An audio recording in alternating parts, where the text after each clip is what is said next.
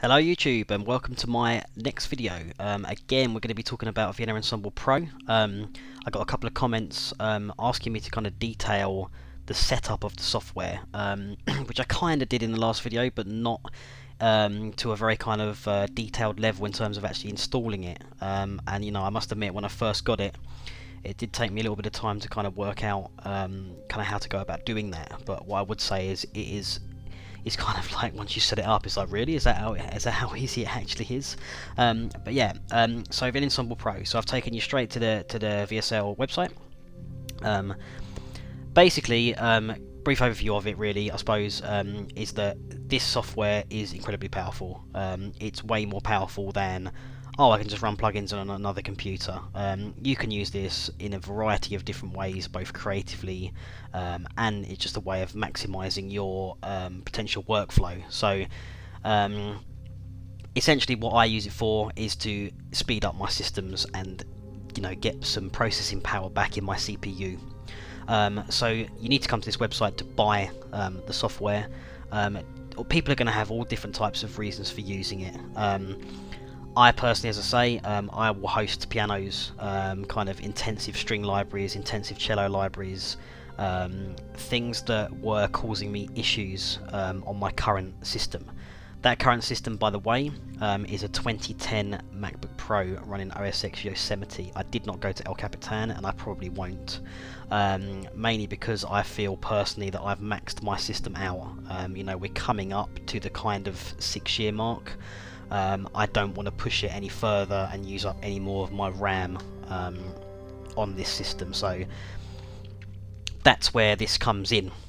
So the first thing you're going to need is worth noting that basically you do not need any MIDI interfaces, any kind of IOs or audio interfaces at all on your slave systems. So you could literally, like in my case, I bought a Mac Mini and you can use screen share, which is what I do. So I will come to Finder, I'll go to my slave machine and I will screen share to it. On the Mac, if you use the full screen view which came in Yosemite, you can now, this is going to take up your entire screen, and you can use the gesture on the magic mouse to literally swipe back and forth between the computers. So I basically set Vienna to automatically open for me. You can do that by literally in the dock down the bottom once you get it up, because there's this strange thing here. Let's bring it down. I want to see my dock. There it is. So if you right click on the VE Pro server instance, you can say open at login. So it basically just means that when I come to my studio, I'm ready to do some work. I turn both computers on and this is all ready to go. So Pro Tools will see an active server for Vienna Ensemble, so I can basically get going and start building up my instances. So I'm going to go and make that full screen again. Let's go back to the Vienna website briefly. Oh, but we'll just note actually, on the Mac Mini, which I run, that's a current line, late 2014, 2.8 4th gen i5, and I've got 8 gigs of RAM running in this system with a Fusion drive. So 256 gig of my hard drive is SSD, and the rest is standard kind of 720 SATA, and I've got a 720 SATA drive with a few libraries on here. So yeah, let's jump out of here and go back to talk about the VE Pro itself. So essentially, really, the power for me is just freeing up the memory. But some people will want to run this on a PC. Lots of people, perhaps you want to run Fruity Loops. You want to bring some loops through you previously had from years back on the PC. You've been upset you can't run it on the Mac. Well, this is your answer. You know, you can buy a PC, or you can use your old PC, install VE Pro on there, and you can get things that aren't available on the Mac, such as Fruity Loops, straight into Logic, or any kind of DAW that you're using on the Mac. 32-bit plugins, as I mentioned in the previous video, you can use. Some plugins didn't update. I know there are some reverbs from Arts Acoustic that didn't have 64-bit until recently. So VE Pro again was a way that we could use those plugins in a 64-bit environment, which pretty much every DAW operates in now. So you know, that's my main use. But as you can see from this featured list, this is not something to kind of, it's not a basic piece of software. You know, you can use it for a variety of different applications, a couple of which I will show you today. Once we get into Pro Tools, I'll show you how it works. So outright, depending on how many systems you want to work, this is going to cost you €235, so you're looking at around about probably 205 quid. You're then going to need your Vienna keys. So Vienna keys, similar to anyone who uses Pro Tools or uses East West Play, you're going to need, which they capitalise on iLok technology. VE Pro use eLicenser, the same as Steinberg's Cubase. So if you're a Cubase user, you can use the existing eLicenser that you're using, but you will need additional keys for your other machines. So it's worth taking this into account before you buy the software. You know, you're going to buy the software, it's going to be a digital download, but if you haven't got these keys, you can't use the software, so you're going to have to wait for VSL to send that down to you. One thing I didn't really mention in the last video, if we go back to software here, you are going to get a copy of their Epic Orchestra sample pack. So, you know, we're talking about Vienna Ensemble here, but you know, VSL are a fully fledged sample library developer with some very high-end, amazing sounding samples that you can buy. And Epic Orchestra is kind of a great introduction to that. So you're kind of getting a sample library as well, which is never a bad thing. But so just make sure you've got your Vienna keys. If you're going to use two machines, you will need two. If you're going to move a play library from your main sequencer to the slave machine, you're going to need another iLok to activate that software on the other machine. So it's kind of an added expense, but once you've got it, it's way worth it. Another thing I will do before you set things up is make sure you've got stems of all your previous projects should you need them in the future. I made this mistake in that I was asked for stems, some brass stems from a previous project that I had done, and I hadn't bounced the stems prior to setting this up, so I kind of formatted both machines, installed all my libraries where they wanted them to go, and implemented VE Pro. Obviously, when I then went back and opened those sessions, I didn't have access to the particular kind of template for my brass that I'd done in the project, so I lost all my mic placements. I had to kind of create it, and it took a long time.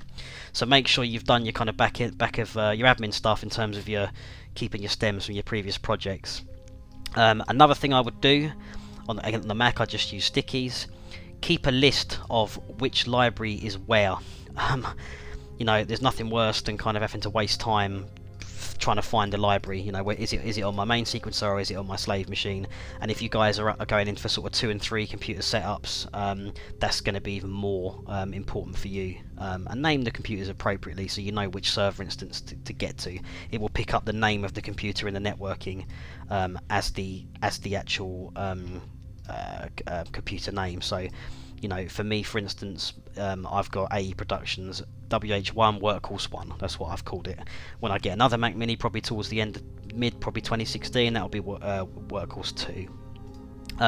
So basically what I'm doing is delaying the inevitable of upgrading my Mac Pro, which will probably cost me somewhere in the realms of $4,500. You know, if you keep adding these Mac Minis, you know, they're tiny little things, you're saving yourself some money while making your workflow kind of a little more complicated, but that's the approach I'm going for currently. So those are the two things I would definitely do before you get set up. Make sure you've bounced your stems. Have a think about where things are going to go. You know, think about it in a composition kind of perspective. You know, what do you tend to use the most? You know, have you got a huge, great percussion template that you use that's incredibly intensive? You know, are you going to want to keep that on your main sequencer? Like I have most of my drums really run on the Mac Pro. You know, really for me it's mostly about kind of pianos and sound design, and things like the Tina Gross cello library, which is quite big once you get those patches loaded. But I thought about this, you know, the Tina Gross, to say I want to do like a solo string session, and I want to use the Friedlander violin from Embertones, and I want to use Tina Guo at the same time. It makes sense that those libraries to me are split, you know. So I chose to run Tina's running from the Mac Mini, and then we've got the Friedlander violin from Embertones running on the Mac Pro. So you got to think about it. What's going to benefit you in the most way, you know? pianos are incorporated in a lot of my tracks, and I use a lot of different types of pianos from a sound design perspective as well. So it made sense for me to basically just get rid of them, get them off the main sequencer, so I can bring them through. But I'm not going to lose. It's not going to take up too much on the processor on the sequencer. So yeah, that's something to definitely have a think about before you start. Get a pen and paper out and map out what you're going to do. So once you've ordered your software from VE Pro, they will send you an email. You'll get a download link. You can log in here, and it will give you the downloaders straight away from your account, basically, that you can use. So that's sitting in there, your products and your downloads. So here's my licenses. You get 3 licenses with it. You have to unfortunately buy more should you want to use more machines. But these are the things that they will give you. So once you've bought it, you basically are going to have to install the eLicenser Control Center software on both machines. So I have this running on both the Mac Pro and the Mac Mini, and it just means you can put forward and activate the computer to work on that key. And again, if you've moved play libraries, like I did, you're going to have to open up your iLok license manager and drag off the licenses from one to the other. So basically, just plug both iLoks into the one machine, and you'll see them both move up here. Just drag them between the 2 keys, so that the libraries will work on both computers. Once you've got it installed, I basically personally made this come up itself. So in your dock, you can literally right click on any application, options, and open at login. It's going to be ready to go. Make sure you do that. I may have mentioned that earlier. And then you're basically ready to go. You can choose to create instances from the offset. So say for instance, if we create pianos, someone's called you, you're going to need a piano in your track. You're straight into your first instance now of Vienna Ensemble Pro in 64-bit. This is our pianos template. So I'm going to right click. I'm basically going to add let's add some east-west stuff here. So let's put on a piano. Going to go straight into the Pianos Platinum. Let's add a Bechstein. Let's add a full patch. One that's going to take a long time to load. Whilst that's loading, I really don't want to sit here and watch this bar. We'll go back, and we're also going to add. I'm going to add a plugin. I'm going to add Native Instruments. Let's choose Emotional Piano, and we'll choose the Gentle Blur. Then, because I'm going to basically create one instance of VE Pro in Pro Tools with 2 MIDI channels going into it, I need to basically set MIDI channel 2 for the Emotional Piano, and for play, which I'm not going to be able. Oh no, I can do it now. I'm going to set 1. So that's loading up, fine. Now we can leave that computer alone and we can get into VE Pro. So I've just got a blank session here that I created ahead of this video, so you didn't have to bore you with the setup of Pro Tools. Now I don't want to go too much into this because I did kind of explain it in the previous video, but what I do want to show you is how it can be used in terms of applying effects to MIDI channels, which is something that without kind of busing to an auxiliary track with, say, a delay on, you can't really do in Pro Tools currently. So if we create, say, we're going to need an instrument track, and we're going to need 2 MIDI tracks basically here. So the first thing we're going to do, call it pianos, make sure you know what's going on. I personally put in the comments VE Pro, and I'll put 1, so that's my first instance of VE Pro, because it can get confusing once you've got a huge great template.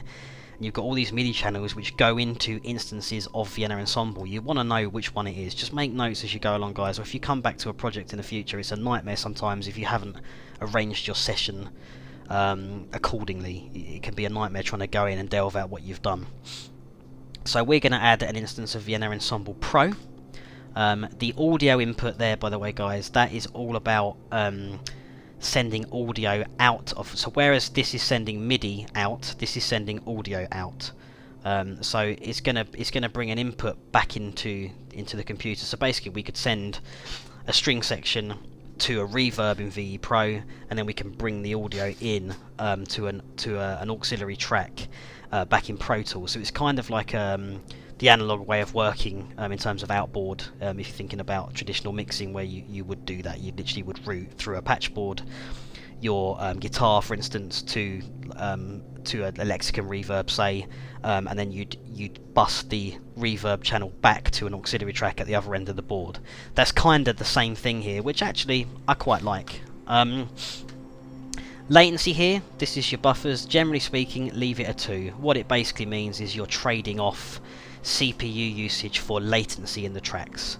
Now, it's worth noting, I really have not noticed much latency, if any latency, whilst using VSL Ensemble Pro. The only thing I've found is that if you go off and make a cup of tea, you know, like with all sample libraries, sometimes the hard drives go to sleep. It takes a bit of time to kick back in. Don't worry too much about this. Don't look at it and get kind of confused. But essentially, the lower you put this down, the more CPU usage, the higher you're going to incorporate more latency, but you're going to increase performance. I'd say play with it. You know, if you're finding that you do get latency, then move this up. But generally speaking, leave it at 2. It's also worth noting, it's quite an important point here. This is only relating to live playing. Playing back from the sequencer your MIDI, it kind of does this on the fly for you. It will automatically adjust latencies to get the best performance. But don't worry too much about it at the moment. Just set it to 2 at the default, hit connect. Now, it showed us straight away our pianos instance, which we created on the other system earlier, and now our play library is actually ready to go.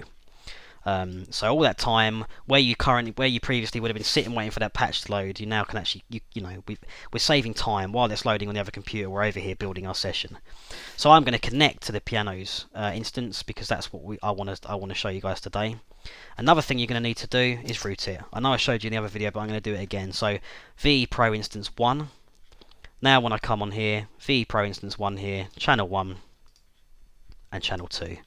So this one here is Quantum Leap pianos, and this one here is my Sound Iron emotional piano. Sorry. So let's put emotional piano. Right. So what this means, if I hit record here, so I don't know if you heard that. It's slightly glitched. It will do that when you first play this library. It only happens on this library. I haven't seen it doing it on any of the other libraries. Slightly strange there.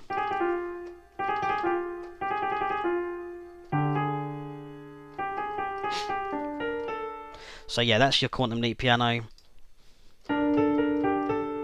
That's your emotional piano. So if I go over here, oh, it didn't pick up the fact that I'd set that to just to MIDI channel 1. It ignored me, so it set it to Omni. What that means, if we go back to the mixer, we're actually playing both pianos here.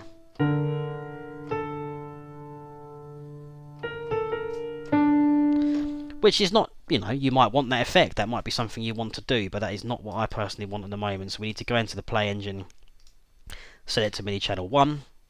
If I now go back to the mixer, we're ignoring now the play engine basically completely.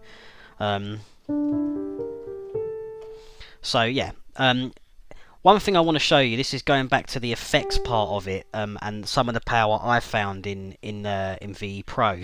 What I like to do is I quite like this where we create one instance of VE Pro, we build a template of all our piano tracks here, and we jump in and change the effects here. But say I wanted to apply a delay to this particular piano here, the emotional piano. Now, because we're going through this one kind of instrument track, which is where our sound comes back from VE Pro, if I wanted to apply a delay, it's going to apply a delay to this entire, both all the pianos, everything that's going into this instance here, which is kind of annoying. What you can do with VE Pro, because you've got a separate mixer on the other machine, it means I can actually add effects in the top here. So I could say, I could add like an Apple, say an AU plugin here. Let's add, say, what should we do? Let's do distortion, for instance. Let's go crazy with it, add some distortion. If I now play,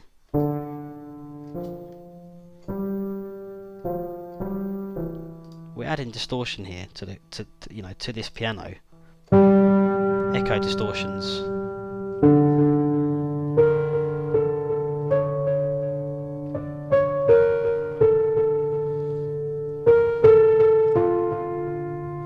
know, it sounds kind of quite ghastly, but I wouldn't be able to do that really beforehand with that setup, which is where Pro Tools can lack a little bit, or was lacking it for me, because I couldn't really, you know, even if I wanted to bust it out, I mean, there's no sends here other than into that VE Pro, so this gives me the option to do that. I mean, sure, you could go into the plugin itself, and you've got tones and effects based in here, so you know, I probably have got lo-fi, which is kind of like a distortion in a way that I could have done, but I quite like the fact that I can see it straight here in the mixer. You know, I mean, you can even add, say if we change this up now, so if let's bypass it completely. I can also add like what have we got? Native Instruments. Okay, so Core plugins. Core doesn't exist unfortunately from Native Instruments anymore, but it had a great effects section. So say we put in like let's put a reverb on here. You know.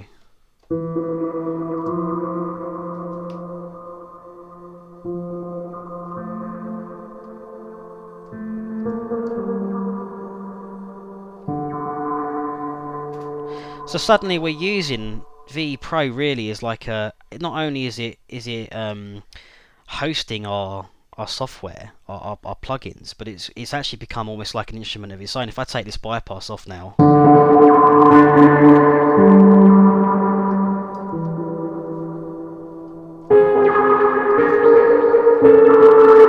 mean, you know, it always sounds like a guitar. You know, it's really cool. It's really cool. You can get so creative with it, and then you still can, of course, come back here and play your normal piano.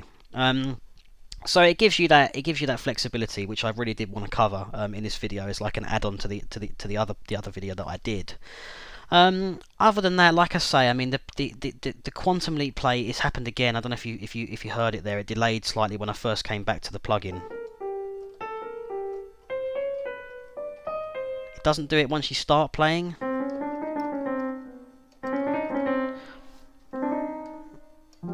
But if you leave it for a while, we go back to our crazy, you know.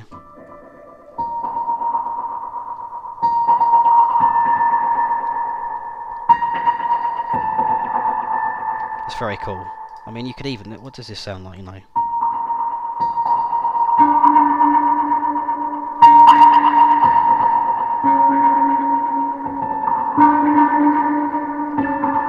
That's very cool. I'm having far too much fun with that now. But yeah, I mean, it's so useful to do. But it does, if we come back to here, it's fine now. But sometimes on the bigger libraries, I mean, that is a master patch from East West. I mean, if we jump into the Play engine here, this patch itself, if we go to Player, is using, you know, 295 gigabytes of RAM. It's quite an intensive. Every time if I play like a seventh there, you know, 3 kind of megs streaming, loads of RAM, loads of voices. It's a big old patch. So you do get little hiccups like that, but like I say, if you record something in, if we actually go and we record,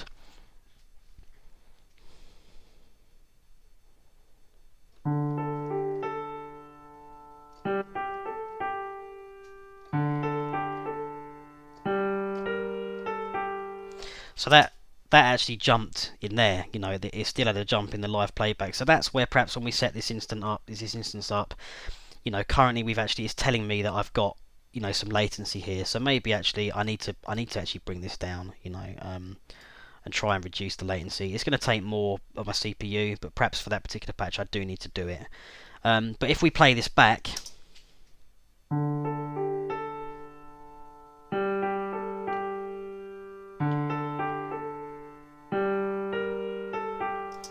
no latency at all, you know, and we can even, you know, let's try and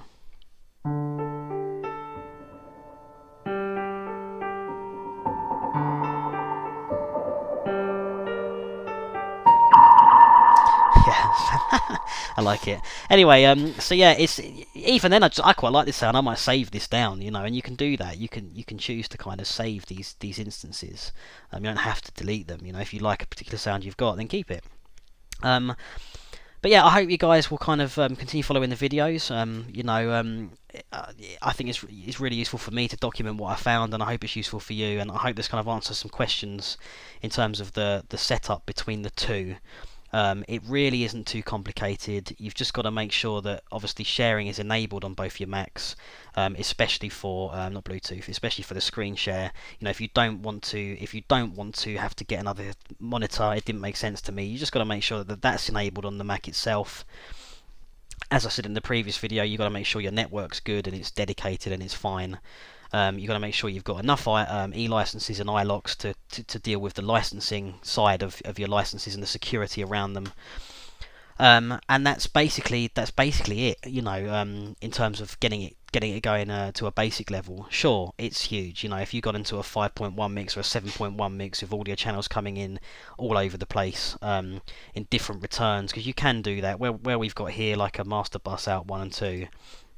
I could actually say I have 4 pianos in here, I could say, well, actually, let's output this to 15 and 16, and I'd have to return from the mixer to a different channel in Pro Tools. So it can get very complicated, which is not what I wanted to do in this video. I wanted to just show you how to basically get Vienna Ensemble Pro, get it set up and get it installed. I think it's great, I love it, I couldn't really work without it now. It's definitely very much a part of my workflow. But yeah, my next video I want to open up a more live project that I did. I did a trailer recently for an upcoming short called Blanket. And that a lot of the sound design was coming through from VE Pro, and I had orchestral elements in there and all sorts of stuff. It was quite a big session, and I want to go through that kind of from a compositional point of view, and showing you the tech and the hardware around it. So please rate, comment and subscribe, keep following, keep commenting, and I look forward to seeing you in the next video. Okay guys, take care, bye bye.